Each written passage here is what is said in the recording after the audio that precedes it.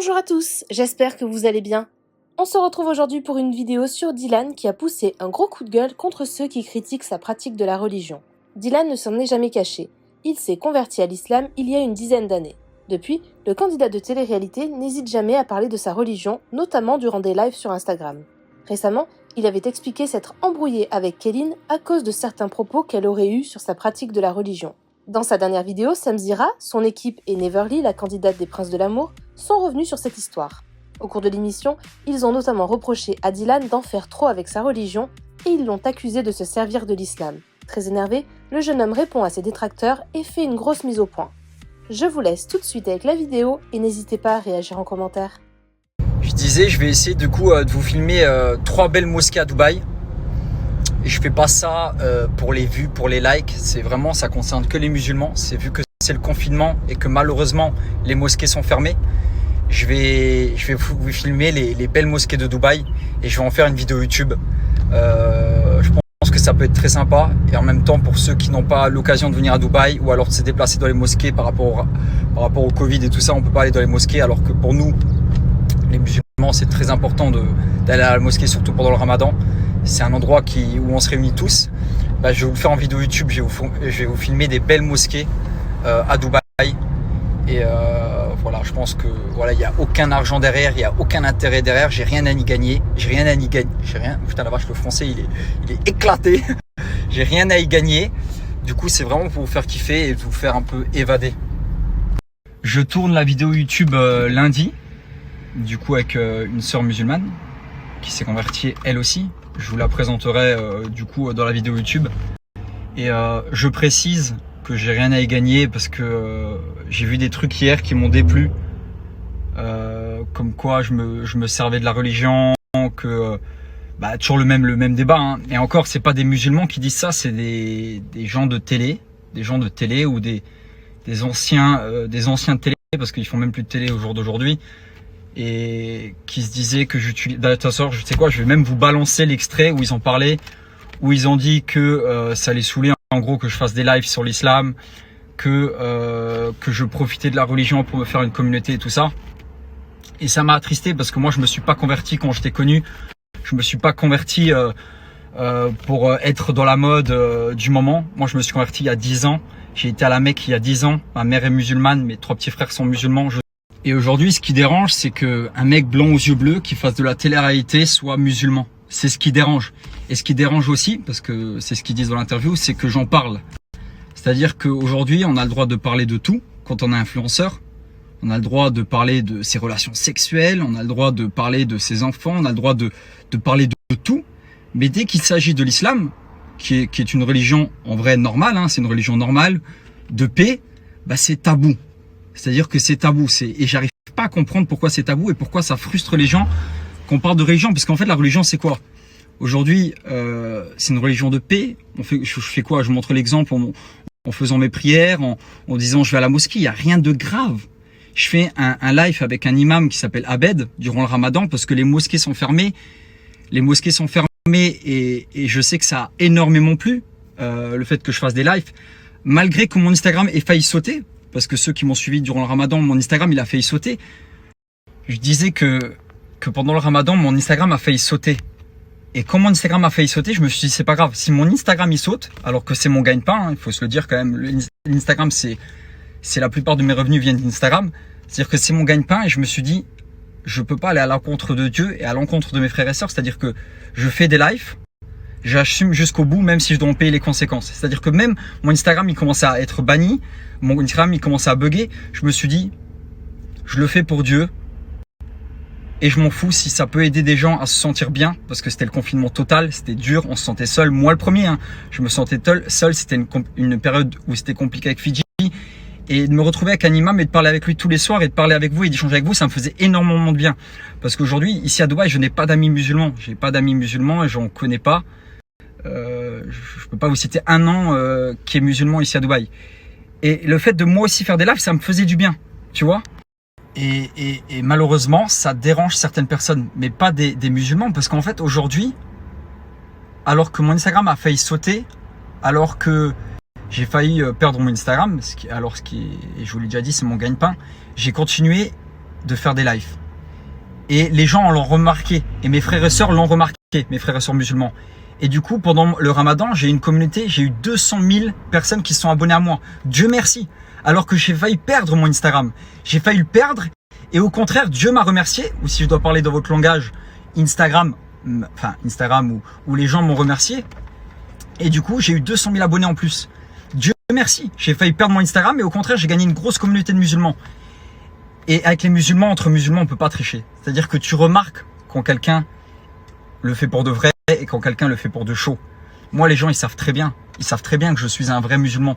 Même si je fais de la télé, même si je suis loin d'être parfait, malgré tout, j'essaie de garder un maximum.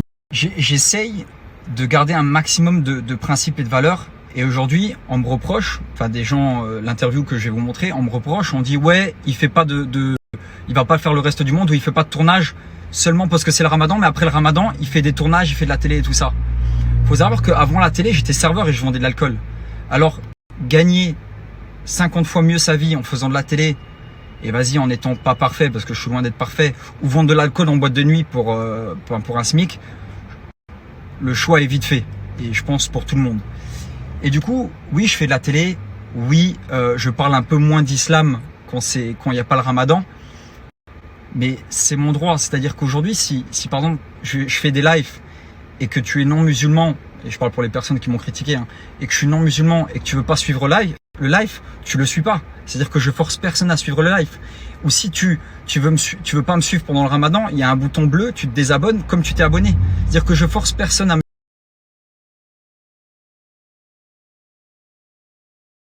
Vous voyez la photo que j'ai publiée, c'était en 2014, c'était il y a 7 ans, j'avais 16 ans, je m'étais converti il y a 10 ans et j'avais publié la photo sur Instagram. Quand j'avais créé mon Instagram, c'était ma deuxième photo sur Instagram. J'ai publié une photo de moi et j'ai mis celle-là en deuxième parce que j'étais fier d'être musulman. Et il y a 7 ans, il faut savoir que l'islam était énormément critiqué. Ma mère, il y a 7 ans, elle a subi le racisme, ça a été très très dur pour nous. Mais j'ai toujours dit, et même malgré que j'étais jeune, j'avais 18 ans, 19 ans, je me suis toujours dit, de toute façon, je suis musulman, je sais pourquoi je suis musulman, je connais ma religion, j'aime ma religion, je sais que c'est pas ce qu'on voit et ce qu'on entend. Et c'est pour ça que je me suis converti d'ailleurs. Et c'est pour ça que j'ai toujours été fier de représenter ma religion. Même quand j'étais pas connu, parce qu'en 2014, j'étais pas connu. En 2014, j'étais pas connu. Je suis connu seulement depuis 5 ans. Même en 2014, quand j'étais pas connu, je parlais déjà d'islam. Enfin, je comprends pas en fait pourquoi toujours ramener la religion sur le tapis. C'est pas la première fois qu'il fait ça. Il fait ça tout le temps, à essayer de parler de religion, de faire le bon.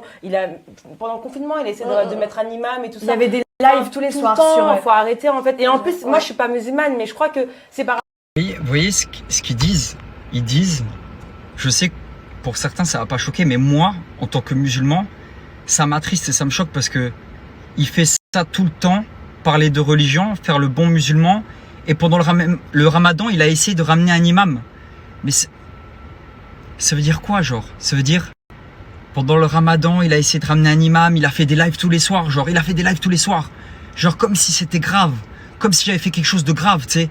Genre, il a ramené un imam tous les soirs, il a essayé de faire des lives avec un imam. On me reproche. Et de la manière qu'ils le disent, genre, j'ai l'impression d'avoir fait un truc de grave. Tu sais, genre, j'ai pas le droit de le faire, genre. J'ai pas le droit de le faire. J'ai pas le droit de parler de religion. Alors qu'on est influenceur, on parle de tout. Et si aujourd'hui, la communauté musulmane, mes frères et sœurs, on se sent bien de faire des lives et c'est ce petit truc que on se réunit et tout le monde m'a fait plein de demandes que je reprenne les lives avec Abed, pourquoi je me gênerais de le faire? La question que je me pose, c'est pourquoi ça dérange tant? Pourquoi ça dérange tant? Et en plus, c'est des non-musulmans, c'est des gens qui me suivent pas à la base. Alors pourquoi, à quel moment ça dérange que je parle d'islam? C'est-à-dire que même, je vais vous dire, même si je ferais ça pour le buzz, pour le show, ce qui n'est pas le cas, pourquoi ça vous dérange? Pourquoi ça vous dérange que je fasse des lives avec un imam, que je fasse des lives tous les soirs? C'est un moment, pour nous les musulmans, ça fait 10 ans que je fais le ramadan. Quand j'étais jeune, j'ai peut-être dû en rater un ou deux, que j'ai pas fait, je l'avoue. Mais ça fait 8 ans que je fais le ramadan. Si je me sens bien de faire des lives avec un imam, parce qu'ici je me sens seul, j'ai pas d'amis, j'ai aucun frère et sœur musulman où je peux aller à la mosquée avec et je dois attendre que mon cousin vienne du Luxembourg pour pouvoir aller à la mosquée avec un frère parce que ça me fait du bien. Pourquoi ça dérange tant? Je comprends pas. En plus, c'est des gens qui me suivent pas de base. Les 3-4 personnes qui parlent de ça me suivent pas. Alors pourquoi ça dérange? fait, c'est ces paroles-là qui m'ont vexé. Tu sais, le fait qu'elles disent, la brune, je sais pas comment elle s'appelle, qu'elles disent le fait qu'il en joue, le fait qu'il l'utilise. Je préfère encore qu'elles me disent que je suis un petit con, que je suis un connard, parce que le fait qu'elles disent ça, elles m'insultent fort. Elles m'insultent fort. Ça veut dire que moi, je prends ma mère, mes petits frères, toute ma communauté pour des cons. Et elle le dit au grand jour. Elle dit, Dylan, il se joue de la religion. C'est fort. Je préfère que tu m'insultes encore de connard, de petit con, de fouteur de merde, que dire tu utilises la religion. Et moi, je suis là, je me lève à 5 h du matin pour prier, je vois cette interview, et je me dis, mais elle est qui, elle, pour juger? Comment elle peut savoir le vrai fond, mon vrai fond? Comment elle peut le connaître? Comment elle peut se permettre de dire un truc comme ça? C'est comme une fois, elle a dit, elle a fait une interview et elle a dit, il a été faire un aide humanitaire, il a pas mis 1 € dans la cagnotte. Mais est-ce que tu connais mes banquiers? Est-ce que tu connais comment tu peux savoir des choses aussi intimes? Et j'ai un banquier à Londres, à Dubaï et au Luxembourg. Aucun des trois parle français, aucun des trois te parle à toi, ce qui est logique. C'est des banquiers, c'est professionnel. Comment tu peux savoir de source sûre que je n'ai pas mis 1 € pendant mon aide humanitaire? C'est-à-dire que j'ai mis 1 000 €, 3 000 €, 15 000 €, 100 000 €, on s'en fout, c'est pas ça la question. Mais comment tu peux être sûr de toi et dire en interview des choses aussi fausses? Tu sais, c'est des trucs... Mais tu mens, c'est-à-dire que là c'est toi qui mens. Comment tu peux dire des trucs, il se sert de la religion, c'est des trucs tellement forts. C'est-à-dire qu'aujourd'hui, elle se permet de dire des trucs tellement forts. Et après, on va dire... Et moi, quand je vais dire un truc sur une femme, genre, ouais, je trouve que c'est une fille facile parce qu'elle a embrassé 3 gars, on va lui dire, ah ouais, Dylan, il abuse, comment il parle de la femme. Mais toi, carrément, tu me traites d'hypocrite, de faux, de manipulateur, là, tu m'insultes plus que tout. Il n'y a pas pire comme insulte. En fait, tout ce débat-là que vous voyez, toute cette interview qui dure une éternité, tout ça, c'est parce qu'en fait, dans une story, il n'y a pas longtemps, j'ai dit que j'avais fait partir Kéline de chez moi parce que son chien chiait partout et que c'était pas très hygiénique pour mes prières. C'est-à-dire que dans l'islam, tu peux pas prier au même endroit où le chien chie, c'est normal. Et elle va dire, mais Dylan, il envoie Kéline chez elle par rapport à son chien, alors que lui-même a déjà eu des chiens. Il a eu Bella à l'époque et aujourd'hui, il reproche à Kéline d'avoir un chien. Je reproche pas à Kéline d'avoir un chien, je reproche à Kéline que son chien pisse et chie au même endroit où je prie. Vu que j'habite dans un appartement, à l'époque, quand moi j'ai habité Bella, quand j'ai habité dans une villa et que j'ai adopté Bella parce qu'elle était dans un état critique, j'ai adopté Bella parce que j'habitais dans une villa. Et le chien n'allait pas au même endroit que je prie, tout simplement. Aujourd'hui, le chien à Kéline, il pissait et chiait où moi je priais, parce que c'était un appartement et parce que j'habite plus dans une villa. Et tout ce sujet, en fait, il part de là, d'un chien.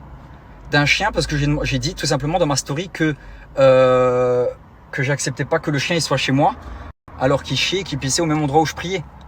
Et elle va me reprocher, ouais, mais Dylan, il avait déjà un chien à l'époque de Fidji, machin et tout ça. Oui, j'avais un chien, mais le chien n'allait pas à l'endroit où je priais. Déjà, c'était une villa à plusieurs étages et j'avais une salle de prière que tout le monde se rappelle si vous me suivez depuis un moment.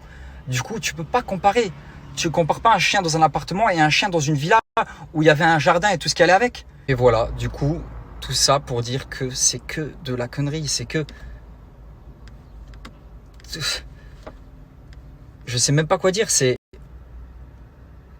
Je ne veux pas de chien dans un appartement qui chie et qui pisse au même endroit que je prie. Avant, j'avais un chien, oui, parce que j'habitais dans une villa et j'avais un jardin et une salle prière où le chien n'avait pas accès. Point final. Pour en finir là, dans la prochaine vidéo que je vais vous montrer, Kéline, après elle fait ce qu'elle veut, mais elle a fait croire du coup à ses abonnés et à ses 3 filles qui sont tombées dedans. À part moi, je suis pas tombé dedans parce que tu peux avoir le vice. T'imagines bien qu'après 5 ans et que, je vais vous le dire, j'ai baigné dans je sais pas comment vous dire, mais j'ai baigné dans l'hypocrisie, j'ai baigné dans le mensonge, j'ai baigné dans la manipulation, dans tous ces trucs-là, j'ai baigné dedans. C'est-à-dire que le vice, je le vois et je le connais. J'ai grandi dedans. J'ai pas eu le choix de grandir dedans. J'ai pas choisi de grandir là-dedans. Mais ça, c'est encore un autre sujet, c'est mon passé et c'est comme ça et on en parlera peut-être un jour quand j'aurai envie d'en parler. Mais c'est-à-dire que le vice, je le connais. Alors quand elle filme dans sa story son chien en faisant croire qu'elle est avec son chien à Marrakech. Moi, je savais très bien qu'elle n'avait pas pris son chien à Marrakech. Je la connais, Kéline. Le chien, non, elle l'a pas pris à Marrakech. Elle a juste fait croire à tout le monde qu'elle avait pris son chien à Marrakech. coup, comme vous avez pu le constater, ils sont tous tombés dedans. Hein. Et moi, je me fais passer pour le monteur qui invente des trucs. Alors que Kéline, plus tard dans ses stories, elle a dit non, le chien, je l'ai laissé à Dubaï chez ma meilleure amie. C'est-à-dire que malgré tout, tu vois, ça fait des interviews où je peux passer pour un méchant qui ment. Et après, la vérité, elle sort quoi qu'il arrive. Sauf que des fois, j'ai même pas envie de m'exprimer. J'ai pas envie de m'exprimer. Mais Kéline elle-même l'a dit, je suis pas parti dans le reste du monde avec mon chien. Alors que c'était un bébé chien de 1 mois et demi qui voyait que Kéline. Elle a pris ce chien, c'est comme un enfant, il faut bien s'en occuper.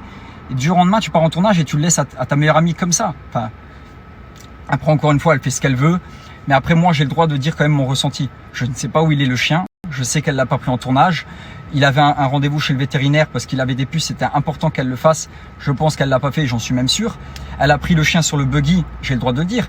Et j'ai le droit de le dire que je me disputais avec elle pour ça. Et j'ai le droit de vous dire à ma communauté pourquoi je ne suis plus en contact avec Kéline. Et pourquoi je ne sortirai pas avec et je veux plus Kéline comme amie. C'est-à-dire que je pense encore avoir le droit de m'exprimer. J'ai le droit de m'exprimer et de dire en plus la vérité. C'est-à-dire que c'est des choses que j'ai encore le droit de faire. Mais on va toujours me faire passer pour le méchant. Toujours. Parce qu'en fait, je suis la target facile. Je suis la target facile. Un mec qui fait de la télé, voilà, qui est un peu froid, un peu direct. En plus, il est musulman. Voilà, je suis la target facile. Je suis le mec sur qui tu peux te défoncer sans avoir de représailles. C'est-à-dire que moi, tout le monde peut me défoncer. Ça passe, c'est Dylan, il est dur, machin. Il est musulman, il se sert de ça, il est méchant avec les filles, machin. Je suis la target facile. Et après, juste pour en finir et voilà, tout simplement dire la vérité. Oui, je suis musulman, oui, je suis un vrai musulman. Et ça, je pense que les vrais musulmans l'ont compris. Après, bien évidemment, je me ferai toujours critiquer parce que malheureusement, je grandis dans un milieu qui n'est pas forcément adapté à la religion. Un jour, j'espère plus avoir besoin de faire de télé-réalité, plus avoir besoin de faire certaines choses qui sont à l'encontre de ma religion, j'espère. J'espère arriver et avoir les moyens de vivre sans avoir besoin de faire ça. Oui, j'espère et je le souhaite. Là, il y a des gros projets qui sont en route, des énormes, je vous ai dit, les plus gros projets de ma vie sont en cours. Je pourrais même dire 3, mais il y en a 2 qui sont sûrs qui vont arriver. Et j'espère un jour plus avoir besoin de faire ça. Mais aujourd'hui, si en 10 tournages, j'ai fait 10 tournages. Il n'y en a pas beaucoup qui ont fait plus que 2 tournages. J'ai fait 10 tournages dans ma vie et j'en fais encore parce que les prods, malgré tout, même si j'embrasse pas et que je suis pas un charreau, dire que à la base, les gens pour faire de la télé, surtout les mecs, ils doivent pécho un maximum de gonzesses, ils doivent faire pour le coup du sale mais différemment. Et moi, je le fais pas. Je suis à mon 10e tournage, j'ai embrassé 2 femmes de la télé. 2 femmes, c'est jamais, c'est peu, c'est très peu. Dont une où ça a failli être ma femme. Et tout ça pour vous dire que oui, je vais faire encore des tournages, oui, je vais faire encore de la télé, et c'est pas pour ça que ça fait de moi un mauvais musulman. Certes, je suis pas parfait et personne n'est parfait à part Dieu, mais oui, je vais refaire des tournages. Et malgré que j'ai pas la plus belle des images, les productions me veulent. Aujourd'hui, j'ai signé encore pour 2 tournages, c'est-à-dire que malgré tout, ma façon d'être, mon caractère, ma personnalité, elle plaît aux productions. Malgré que j'embrasse pas tout le monde et que je suis pas le plus gros des charros. Et ça n'a pas été facile. Mais la production, ils ont décidé de me prendre comme je suis. C'est là où je remercie les productions, les programmes de télé, tous les programmes de télé que j'ai fait, c'est que ils me prennent vraiment pour ce que je suis. C'est-à-dire à aucun moment dans une télé, vous me verrez jouer un rôle. Vous le voyez dans la Villa des Cœurs Brisés, je suis comme dans mes stories. Je ne joue pas un rôle. Certes, je joue, je suis un peu froid. Des fois, je parle mal. Des fois, je rigole. Des fois, je fais des blagues. Des fois, je fais le cassos. Mais c'est moi. C'est-à-dire que j'ai pas besoin de faire de choses. C'est-à-dire qu'une production, quand elle prend Dylan pour ce qu'il est. Pour sa stratégie, pour sa façon d'être. Et c'est une chance.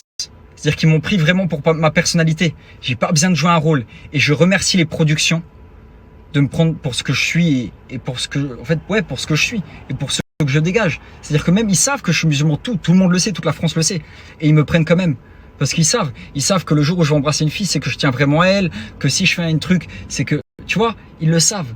Et ça, malgré tout, je dois remercier les productions.